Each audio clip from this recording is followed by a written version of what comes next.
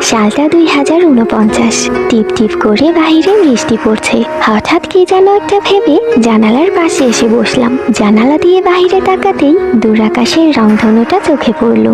রংধনুর ওই 7টি রং দেখে হঠাৎ হৃদয় থমকে গেল। সেই পুরোনো দিনের স্মৃতিগুলো চোখের সামনে ভেসে উঠলো।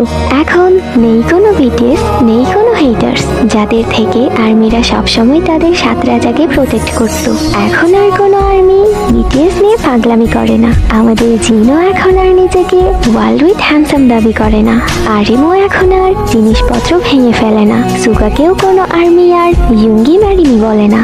জেহোপও এখন আর অযথা হাসাহাসি করে না। জিমিনও এখন আর চেয়ার থেকে পড়ে যায় না।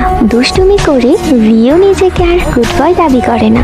ওপ্পা বললে জঙ্গকও এখন আর রেগে যায় না। বদলে গেছে তারাও, কারণ এখন যে তারা কারো দায়িত্ববান স্বামী ও দায়িত্ববান বাবা, আর্মিরাও বদলে গেছে। এখন তারাও নিজেরা নিজেদের সংসার নিয়ে ব্যস্ত। বিটিএস নিয়ে ভাবার কোনো সময়ই নেই তাদের কাছে। এসব ভাবতে ভাবতে কখন যে চোখ দিয়ে পানি চলে এলো বুঝতেই পারিনি। হঠাৎ খেয়াল করলাম কে যেন পাশ থেকে বলছে, আম্মু ও আম্মু তুমি এখানে কি করছো? তাকিয়ে দেখলাম আমার ছেলে। আমি বললাম, কিছু না বাবা, এমনি দাঁড়িয়েছিলাম। তুমি কাঁদছো কেন আম্মু? কি হয়েছে তোমার? কই না তো বাবা, কাঁদছি না, চোখে কি যেন একটা পড়েছে। আসলে আর মিস মানতে কষ্ট হলেও এটাই সত্যি, আর আমাদের সাথে ভবিষ্যতে এটাই হবে।